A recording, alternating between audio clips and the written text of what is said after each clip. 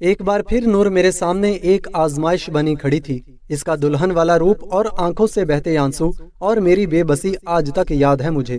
میں اس کی حالت دیکھ کر اپنی جگہ سے ہل تک نہ سکا۔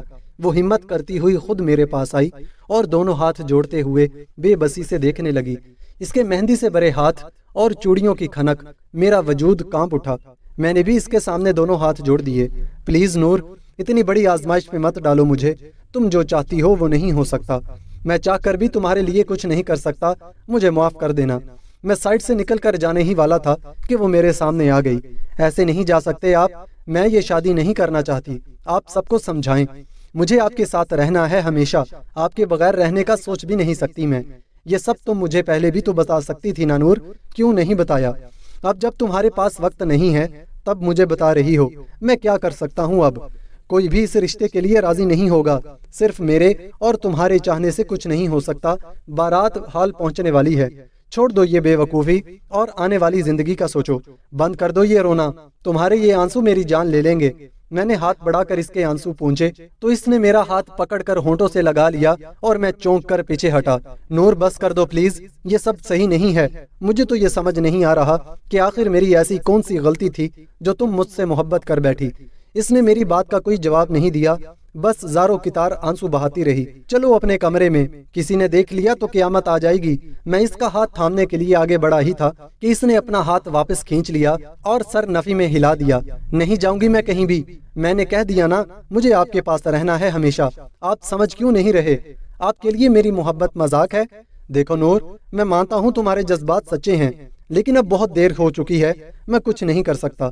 آپ کر سکتے ہیں بہت کچھ، لیکن سچ تو یہ ہے آپ کرنا نہیں چاہتے۔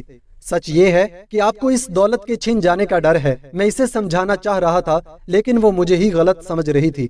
مجھے غصہ آ گیا، میں نے اسے کندھوں سے پکڑ کر جھنجھوڑا۔ میری طرف دیکھ کر بولو، کیا تمہیں لگتا ہے میں دولت کے لیے تمہارا ساتھ نہیں دے رہا؟ مجبور ہوں میں، میرے سر پہ ماں باپ اور ایک چھوٹے بھائی کی ذمہ داری ہے۔ کیا ان کو در بدر کی ٹھوکریں کھانے کے لیے چھوڑ دوں؟ خود کو میری جگہ رکھ کر دیکھو نور اور خود فیصلہ کرو۔ اگر میں آپ کی جگہ ہوتی تو میں اپنے دل کی سنتی۔ آپ کہہ دیں کہ آپ کا دل میرے حق میں فیصلہ نہیں سنا رہا، آپ کی آنکھیں سب بتا رہی ہیں۔ آپ میرے حق میں فیصلہ کرنا چاہتے ہیں لیکن ڈرتے ہیں۔ میرے حق میں فیصلہ کیوں نہیں کر دیتے؟ وہ ایک بار پھر میرے سینے پہ سر رکھے آنسو بہا رہی تھی، مگر اس بار میں اس کی طرف ہاتھ نہیں بڑھا سکا اور نہ ہی اسے خود سے دور کر پایا۔ بے بسی کی انتہا پر تھا میں، میری آنکھوں سے بھی چند آنسو اس کے دوپٹے پر گر کر جذب ہوئے۔ میں مر جاؤں گی آپ کے بغیر، اس کے یہ آخری الفاظ تھے جو میں نے سنے تھے۔ اس کے بعد وہ ہمیشہ کے لیے خاموش ہو جائے گی، میں سوچ بھی نہیں سکتا تھا۔ میں نے غصے سے اسے خود سے دور دھکیلا تو مر جاؤ۔ ان الفاظ کو بولنا میرے لیے بہت مشکل تھا، مگر میں بول گیا۔ لیکن کیا جانتا تھا کہ وہ میری اتنی فرما بردار نکلے گی۔ اس کے گرنے کی آواز پر میں اس کی طرف پلٹا تو وہ زمین پر گری سانس لینے کی کوشش کر رہی تھی۔ مجھے دیکھتے دیکھتے اس نے آنکھیں بند کی اور پھر کبھی اس کی آنکھیں کھل نہیں سکیں۔ اس کا ہارٹ فیل ہو چکا تھا، میں سوچ بھی نہیں سکا تھا میرے ان الفاظ کا اتنا گہرا صدمہ پہنچے گا اسے۔ میں بے جان وجود لیے اس کی طرف بڑھا اور اس کا سر گود میں رکھے اسے جگانے کی کوشش کرتا رہا۔ میری ایک آواز پر دوڑی چلی آنے والی نور آج میرے بہت بار پکارنے پر بھی نہیں اٹھی۔ اس کا وجود سرد پڑ چکا تھا، اس کا ہاتھ میرے ہاتھ میں تھا اور اس کی نبض رک گئی اور سانس تھم چکی تھی۔ اس کے ساتھ ہی مجھے بھی ایسا لگ رہا تھا جیسے میری بھی سانس رک چکی ہے۔ مجھے کچھ یاد نہیں کب سب آئے اور اس کا بے جان وجود مجھ سے چھین کر چارپائی پر لٹا دیا گیا۔ مجھے ہوش تب آیا جب وہ کفن میں لپٹی سامنے لیٹی تھی اور اس کے آخری دیدار کا فرمان میرے کانوں میں پڑا۔ تب میں اس کی چارپائی سے لپٹ کر جتنا چلا سکتا تھا چلایا، مگر وہ میرے اتنا چلانے پر بھی نہیں اٹھی۔ اس کی میت کا وجود اپنے بے جان کندھوں پہ اٹھائے مجھے قبرستان جانا پڑا۔ اس سے پہلے میں کبھی قبرستان نہیں گیا تھا، لیکن اب ہر سال باقاعدگی سے اس سے ملنے جاتا ہوں۔ سب چلے گئے سوائے میرے۔ ابھرتے سورج کی کرنیں میری آنکھوں پر پڑیں، لیکن مجھے ایسا محسوس ہو رہا تھا جیسے میری زندگی کی شام ہو گئی ہو۔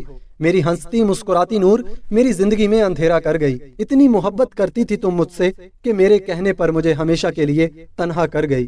میں پتہ نہیں کتنی دیر اس کی قبر پر بیٹھا سوال کرتا رہا، جیسے امید ہو کہ وہ میرے کسی سوال کا جواب دے گی، مگر وہ تو خاموش ہو چکی تھی ہمیشہ کے لیے، اور اس کی یہ خاموشی میرے منہ پر ایسا تماچا تھی جو مجھے مرتے دم تک یاد رہے گا۔ شاید میں رات تک وہیں بیٹھا رہتا اگر تایا جی وہاں نہ آتے۔ وہ مجھے زبردستی گھر لے آئے اور مجھے پھپھو کے کمرے میں چھوڑ دیا۔ جاؤ سنبھالو اپنی پھپھو کو اور خود کو بھی۔ تایا جی مجھے وہاں چھوڑ کر خود وہاں سے چلے گئے۔ میں اپنے وجود کا بوجھ لیے بھاری قدم بامشکل اٹھاتے ہوئے ان تک پہنچا اور ان کے قدموں میں گر گیا۔ میری وجہ سے مر گئی نور پھپھو، میں سزا کا حقدار ہوں۔ آپ جو سزا دینا چاہتی ہیں مجھے منظور ہے۔ پھپھو بے بسی سے آنسو بہاتی ہوئی کرسی سے اٹھ کر میرے سامنے فرش پر بیٹھ گئیں۔ تمہارا قصور نہیں ہے ہمدان، میں نے مارا ہے اپنی بچی کو۔ وہ مجھے کہتی رہی کہ اسے یہ شادی نہیں کرنی، لیکن میں نے اس کی ایک نہیں سنی، اور دیکھو وہ اپنی ماں سے ہمیشہ کے لیے ناراض ہو کر چلی گئی۔ پھپھو میرے کندھے پر سر رکھے آنسو بہاتی بہاتی بے ہوش ہو گئیں۔ ان کی طبیعت اتنی خراب ہو گئی کہ انہیں ہاسپٹل شفٹ کرنا پڑا۔ جوان بیٹی کی موت اور وہ بھی رخصتی سے چند گھنٹے پہلے، اس صدمے نے انہیں نڈھال کر دیا۔ رشتہ داروں کی طرف سے الگ الگ الزامات سننے کو ملے۔ ایسا لگ رہا تھا جیسے وہ سب ہمارے غم میں شریک ہونے نہیں بلکہ ہمارے زخموں پر نمک چھڑکنے آتے تھے۔ امی کو اپنی غلطی کا ذرا احساس نہیں ہوا آج تک۔ وہ یہی سمجھتی ہیں کہ نور کو کوئی بیماری تھی جس نے اچانک حملہ کر دیا۔ بھلا محبت میں کون مرتا ہے؟ کوئی کسی کے لیے نہیں مرتا، سب کہنے کی باتیں ہوتی ہیں وغیرہ وغیرہ۔ نور کی موت کا یہ دن میرے لیے بہت دردناک ہوتا ہے۔ اس دن میں گھر نہیں جاتا بلکہ گھر سے دور ایک ایسی جگہ جاتا ہوں جہاں ایک لڑکی دلہن بنی میرا انتظار کرتی ہے، اور میں اسے نور سمجھ کر خود کو اذیت دیتا ہوں۔ پہلا سال میرے لیے بہت دردناک تھا۔ میں اپنے کمرے میں سو نہیں پاتا تھا اور اس گھر میں رہنا بھی دشوار تھا میرے لیے، تو میں نے ہاسٹل میں رہنا شروع کر دیا۔ امی نے روکنا چاہا لیکن میں نے کہہ دیا کہ مجھ سے یہاں پڑھائی نہیں ہوتی، میری پڑھائی کا حرج نہ ہو، اس لیے وہ خاموش ہو گئیں۔ لیکن اب جیسے جیسے یہاں سے جانے کے دن قریب آتے جا رہے ہیں، میرا خوف مزید بڑھتا جا رہا ہے۔ مجھے ایسا لگ رہا ہے جیسے میں اپنے ہی گھر سے دور بھاگنے کے بہانے تلاش کر رہا ہوں۔ نور میری زندگی کا وہ راز ہے جسے میں نے آج تک کسی کے ساتھ شیئر نہیں کیا۔ وہ میری زندگی کا ایک ایسا پہلو ہے جو مجھ سے دور ہو کر مجھ سے الگ نہیں ہے۔ آج بھی اس گارڈن میں اس کی ہنسی کی آوازیں میرے کانوں میں گونجتی ہیں۔ ایسا لگتا ہے جیسے وہ اچانک میرے سامنے آ جائے گی اور میں ہاتھ بڑھا کر اسے ہمیشہ کے لیے روک لوں گا۔ بہت اذیت میں ہوں میں، اس اذیت سے فرار کا کوئی راستہ نہیں ہے میرے پاس۔ میں چاہ کر بھی اپنی غلطی کا کفارہ ادا نہیں کر سکتا۔ وہ اکثر چھپ چھپ کر مجھے دیکھتی تھی۔ اس کی مسکراہٹ اور چمکتی آنکھوں کی وہ روشنی، وہ واقعی ایک نور تھی جو ہمیشہ میرے دل میں جگمگاتی رہے گی۔ رملہ نے ہاتھ بڑھا کر اپنی آنکھوں کے آنسو پونچھے اور اسٹیئرنگ وہیل پہ سر گرائے بیٹھے ہمدان کے کندھے پر ڈرتے ڈرتے ہاتھ رکھا۔ ہمدان نے بھیگی آنکھوں سے سر اٹھا کر رملہ کو دیکھا اور مسکراتے ہوئے گاڑی سٹارٹ کر دی۔ آئی ایم سوری، میری وجہ سے آپ لیٹ ہو گئیں۔ میں اپنی یادوں میں اتنا الجھ گیا تھا کہ وقت کا پتہ ہی نہیں چلا۔ اٹس اوکے، آپ کو سوری بولنے کی ضرورت نہیں ہے، بلکہ مجھے خوشی ہوئی آپ نے اپنا غم کسی سے تو بانٹا۔ خوشیاں بانٹنے سے بڑھتی ہیں لیکن غم بانٹنے سے کم ہوتا ہے۔ ہمیں بس ایک سہارا چاہیے ہوتا ہے جس کے کندھے پر سر رکھ کر اپنے سارے غم بھلا دیں۔ ایک ایسا سہارا جو مضبوط ہو ہر خوشی میں بھی اور غم میں بھی۔ نور کے ساتھ جو ہوا وہ واقعی بہت دردناک تھا، لیکن اس میں سارا قصور آپ کا بھی نہیں ہے، تھوڑا قصور اس کا بھی تھا۔ اگر وہ صحیح وقت پر آپ کے لیے اپنی محبت ظاہر کر دیتی تو شاید آپ اس کے لیے کچھ کر سکتے، لیکن اگر آپ کچھ کرنا بھی چاہتے تو آپ کی فیملی آپ کو سپورٹ نہ کرتی۔ ہر حال میں نقصان نور کا ہی ہوتا۔ وہ بیچاری تو اس اذیت سے مر گئی کہ جس سے وہ محبت کرتی ہے اسی نے اس سے منہ موڑ لیا۔ آپ نے بھی دل سے نہیں کہا ہوگا کہ مر جاؤ، یقیناً آپ بھی اسی اذیت سے گزر رہے ہوں گے جس اذیت سے وہ گزر رہی تھی۔ دونوں ہی اپنی اپنی جگہ مجبور تھے۔ وہ اسی اذیت سے مر گئی اور آپ اس دن پل پل اس کے جانے کی اذیت سے مر رہے ہیں۔ آہستہ آہستہ اندر سے ختم کرتے جا رہے ہیں خود کو، لیکن کیا کبھی یہ سوچا کہ آپ کی یہ اذیت نور کی روح کو کتنی تکلیف پہنچاتی ہوگی؟ کبھی سوچا آپ کے یہ آنسو اسے کتنی اذیت پہنچاتے ہیں؟ وہ آپ کو خوش دیکھنا چاہتی تھی، اسے لگا کہ آپ کی خوشی کسی اور میں ہے، اور اگر آج آپ خوش نہیں ہیں تو اس کی قربانی تو رائگاں ہوئی۔ زندگی کسی ایک مقام پر رکنے کا نہیں بلکہ غم کو ہنس کر جھیل کر آگے بڑھنے کا نام ہے۔ آپ کو ایک مضبوط سہارے کی ضرورت ہے اور وہ سہارا بینی ہے۔ آپ جتنی جلدی ہو سکے انہیں اپنی زندگی میں شامل کر لیں، آپ کی ساری تکلیفیں، آزمائشیں اور اذیتیں دور ہو جائیں گی۔ بینی کے ذکر پر ہمدان مسکرا دیا۔ کہیں سچ میں بینی میری مشکلات کم نہ کر دے؟ اسے بس مجھے اپنے اشاروں پر چلانے کا شوق ہے، میرے درد بانٹنے کا نہیں۔ یہ رشتہ بس مجبوری کی زنجیر ہے جو زبردستی میرے پاؤں میں باندھی جا رہی ہے۔ وہ نہ تو میری عزت کر سکتی ہے اور نہ ہی میرا درد بانٹ سکتی ہے۔ وہ بس درد دے سکتی ہے۔ وقت کے ساتھ ساتھ سب ٹھیک ہو جائے گا، آپ اللہ پر بھروسہ رکھیں۔ ہاسٹل پہنچ کر اسے کال کر لیں، آپ سے ناراض ہے۔ بہت شکریہ میرا اتنا خیال کرنے کے لیے اور اتنی اپنائیت کے لیے۔ رملہ اپنا بیگ سنبھالتی ہوئی گاڑی سے باہر نکل گئی۔ ویٹ، ہمدان تیزی سے گاڑی سے باہر نکلا اور اس کے سامنے آ رکا۔ اپنی گاڑی کی کیز مجھے دیں، میں ابھی مکینک ساتھ لے کر جاتا ہوں اور گاڑی ٹھیک کروا دیتا ہوں۔ اس کی ضرورت نہیں ہے۔ رملہ مزید بولنے ہی والی تھی کہ ہمدان کے ماتھے پر بل پڑتے دیکھ کر خاموش ہو گئی اور بیگ سے کیز نکال کر اسے تھما دی۔ اللہ حافظ مسکراتی ہوئی ہاسٹل کا جنگلہ پار کر گئی اور ہمدان بھی مسکراتے ہوئے اپنی گاڑی کی طرف بڑھ گیا۔ اگلی صبح رملہ یونیورسٹی سے جانے کے لیے تیار ہو کر ہاسٹل سے باہر نکلی تو اس کی گاڑی گیٹ کے سامنے کھڑی تھی اور ہمدان گاڑی سے ٹیک لگائے کھڑا تھا۔ رملہ کو آتے دیکھ اس کی طرف بڑھا۔ السلام علیکم، یہ آپ کی گاڑی کی کیز۔ آپ یونیورسٹی پہنچے، کچھ دیر تک میں بھی پہنچ جاؤں گا، یونیورسٹی میں ملتے ہیں۔ وعلیکم السلام، شکریہ، لیکن اتنی کیا ایمرجنسی تھی؟ آپ گاڑی صبح بھی تو ٹھیک کروا سکتے تھے تاکہ اس لوفر کو ایک اور موقع مل جاتا آپ کے قریب آنے کا۔ میں ناشتہ کر لوں پھر پہنچتا ہوں یونیورسٹی، آپ بھی چلی جائیں، باقی باتیں بعد میں۔ رملہ کو حیران کرتا ہوا تیزی سے اپنی گاڑی کی طرف بڑھ گیا۔ رملہ مسکرا دی اور گاڑی کی طرف چل دی۔ یونیورسٹی پہنچی، گاڑی پارکنگ میں لگائی تو نظر نصیر پر پڑی۔ وہ اس کی طرف ہی آ رہا تھا۔ رملہ نے اسے اپنی طرف بڑھتے دیکھا تو قدموں کی رفتار مزید بڑھا دی، مگر نصیر تیزی سے اس کے راستے میں رک گیا۔ ارے اتنی بے رخی، گاڑی کہاں تھی تمہاری؟ اور ایک ہی رات میں ٹھیک کیسے کروا لی تم نے؟ تم سے مطلب؟ رملہ نے بے رخی سے جواب دیا اور سائٹ سے نکلنا چاہا، لیکن نصیر پھر اس کے سامنے آ گیا۔ مطلب ہے صحیح سے جواب دو میری بات کا، گاڑی کیسے ٹھیک ہوئی؟ کیوں دوں تمہاری بات کا جواب میں؟ تمہارے علاوہ اور بھی اچھے لوگ ہیں دنیا میں جو بنا کسی مفاد کے دوسروں کے کام آتے ہیں، تمہاری طرح اپنے مطلب کے لیے نہیں، جو پہلے جان بوجھ کر دوسروں کو مصیبت میں ڈال کر مصیبت سے باہر نکالنے کا ڈھونگ رچائیں۔ کل بھی میری گاڑی تم نے ہی خراب کی تھی اور رات کو بھی۔ تمہیں کیا لگتا ہے مجھے پتا نہیں چلے گا؟ سب سمجھ آ رہی ہے مجھے، تم جو بہانے سے میرے نزدیک آنے کی کوشش کر رہے ہو۔ سمجھ آ رہی ہے تو مان لو نا، جو میں چاہتا ہوں کیوں ضد کر رہی ہو؟ دوستی کرنے کا ہی تو کہہ رہا ہوں، بھگا تو نہیں رہا تمہیں جو تم ڈر رہی ہو۔ میں لڑکوں سے دوستی نہیں کرتی نصیر، ایک ہی بات کتنی دفعہ سمجھانی پڑے گی تمہیں؟ ملک ہمدان سے تو کر لی تم نے دوستی، اس میں ایسا کیا خاص ہے جو میرے پاس نہیں ہے؟ اس کی طرح ہینڈسم ہوں، پیسے والا ہوں، گھر گاڑی سب کچھ ہے میرے پاس بھی، تو پھر کیا برائی ہے مجھ میں؟ نصیر کے منہ سے ہمدان کا ذکر سن کر رملہ چونک کر ادھر ادھر دیکھنے لگی۔ کیا بکواس ہے یہ؟ آہستہ بولو، سب سن رہے ہیں۔ اور جس کی برابری تم کرنا چاہ رہے ہو نا، چاہ کر بھی نہیں کر سکتے۔ تمہارے پاس گھر گاڑی دولت سب ہے، لیکن اس کے پاس ان سب کے ساتھ عزت ہے۔ جس دن تم عزت دینا سیکھ جاؤ گے نا، اس دن بات کرنا مجھ سے۔ بڑے آئے ہمدان کی برابری کرنے والے۔ ایک حقارت بھری نظر نصیر پر ڈالتی ہوئی اسے راستے سے ہٹاتی ہوئی کلاس کی طرف بڑھ گئی۔ عزت؟ تم دونوں کی عزت کا ایسا جنازہ نکالوں گا میں کہ زندگی بھر یاد رکھو گی۔ صحیح وقت کے انتظار میں ہوں میں بس، پھر دیکھنا تمہیں عزت دکھانے والا تمہیں بے عزت نہ کروائے تو پھر کہنا۔ پوری یونیورسٹی میں تم لوگوں کے بینرز نہ چھپوائے تو پھر کہنا۔ غصے سے پاؤں پٹکتا ہوا کلاس کی طرف بڑھ گیا۔ ایک ہفتے بعد رملہ یونیورسٹی لیٹ پہنچی اور کلاس کے لیے لیٹ ہو چکی تھی۔ تیزی میں چلتی جا رہی تھی کہ بینی سے ٹکرا گئی۔ اسے دیکھتے ہی اس کے پاؤں پر نظر ڈالی۔ ہمدان نے بتایا تھا اسے بینی کی چوٹ کے بارے میں۔ تم نے کیا کوئی قسم کھا رکھی ہے کہ ہر بار مجھ سے ٹکرانا ہے؟ بینی شروع ہو چکی تھی۔ ہمدان گاڑی پارک کر کے ادھر ہی آ رہا تھا۔ دونوں کو آمنے سامنے دیکھ کر مسکرا دیا۔ بہت ہی منحوس ہو تم۔ میں جب گھر سے آ رہی تھی تو یہی دعا کر رہی تھی کہ میرا تم سے سامنا نہ ہو، لیکن دیکھو تم اپنی منحوسیت سمیت مجھ سے ٹکرا گئی۔ آئی ایم سوری، میں جلدی میں تھی، آپ کو دیکھ نہیں سکی۔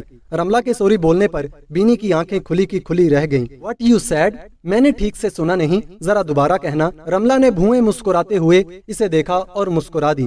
آئی ایم سوری، تھوڑی اونچی آواز میں بولتی ہوئی آگے بڑھ گئی۔ جیسے ہی رملہ وہاں سے گئی، ہمدان بینی کے پاس آ رکا۔ Everything is fine? ہاں سب ٹھیک ہے، عقل آ گئی ہے اس لڑکی کو، ہمدان جان بوجھ کر انجان بنتے ہوئے بولا۔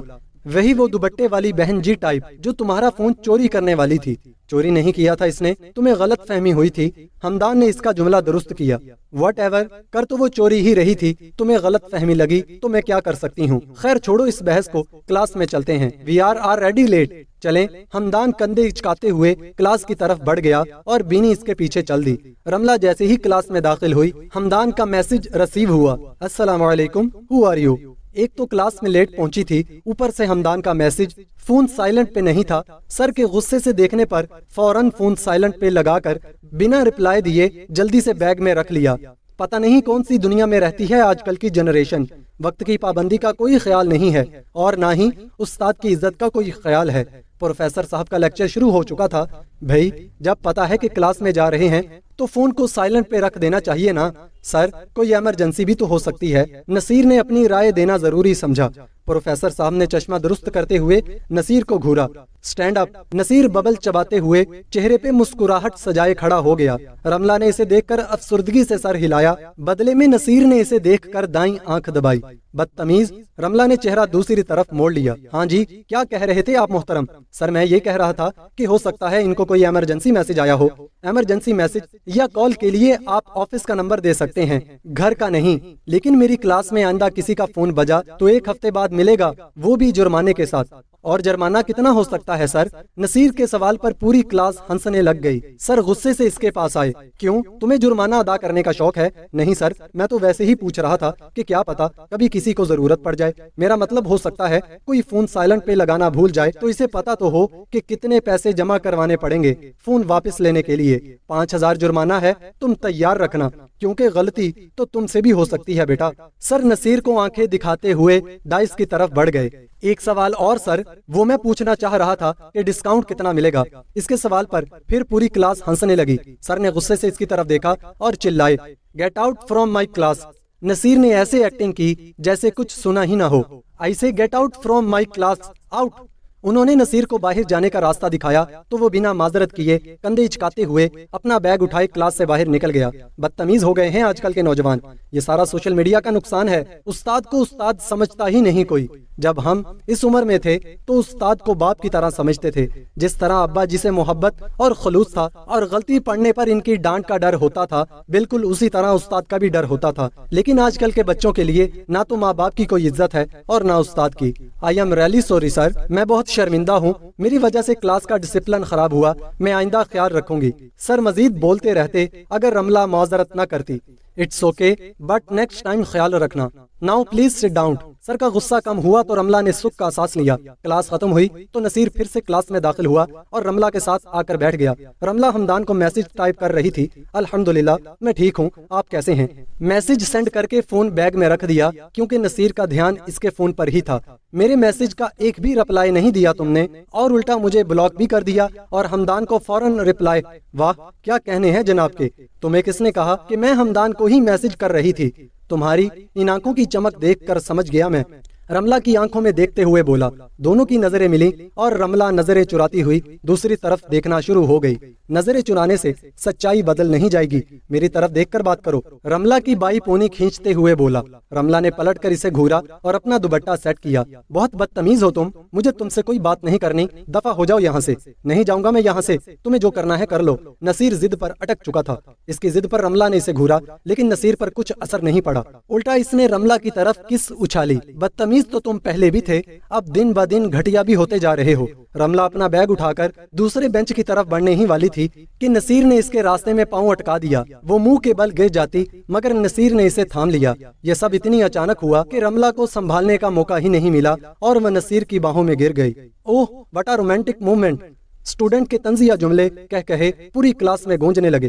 رملہ نے سر اٹھا کر نصیر کو دیکھا اور غصے سے پیچھے ہٹی اور اسے تھپڑ مارنے کے لیے ہاتھ اٹھایا ہی تھا کہ نصیر نے اس کا ہاتھ تھام لیا. کیا ہو رہا ہے یہ سب؟ میم کی آواز پر دونوں تیزی سے پلٹے. نصیر نے رملہ کا ہاتھ چھوڑ دیا. میم وہ میں گیٹ آؤٹ. رملہ کچھ کہنے ہی والی تھی کہ میم نے ہاتھ کے اشارے سے بولنے سے روکا اور غصے سے بولی. رملہ نے کھڑکی سے جھانک کر مسکراتے نصیر کو دیکھا اور شرمندگی سے اپنا بیگ اٹھائے کلاس سے باہر چل دی. اسے دیکھ نصیر مسکرا دیا اور اس کے پیچھے چل دیا. میرے پیچھے کیوں آ رہے ہو؟ رملہ غصے سے اس کی طرف پلٹی. میری مرضی, میں جہاں بھی جاؤں, تم راستہ بدل لو. ٹھیک ہے پہلے تم جاؤ. رملہ غصے سے مگر مدھم آواز میں چلانے کے انداز میں بولی. کول ڈاؤن, جا رہا ہوں. مجھے بھی کوئی شوق نہیں ہے تمہارے پیچھے آنے کا, لیکن کیا کروں, دل کے ہاتھوں مجبور چلا آتا ہوں. کندھے اچکاتے ہوئے آگے بڑھ گیا. رملہ گراؤنڈ میں بیٹھی آنسو بہانے لگ گئی. यहाँ पढ़ना बहुत मुश्किल हो रहा है मेरे लिए। जब तक अगला लेक्चर शुरू नहीं हो जाता अब मुझे यहीं इंतजार करना पड़ेगा। क्या मुसीबत है ये लड़का, दिन ब दिन इसकी ज्यादतियां बढ़ती जा रही हैं और हर बार हमदान का जिक्र करता है। बीनी वापस आ गई है, अगर गलती से भी इसने सुन लिया तो हम दोनों के लिए बहुत बड़ा मसला बन सकता है। समझ नहीं आ रही कैसे पीछा छुड़ाऊं इससे।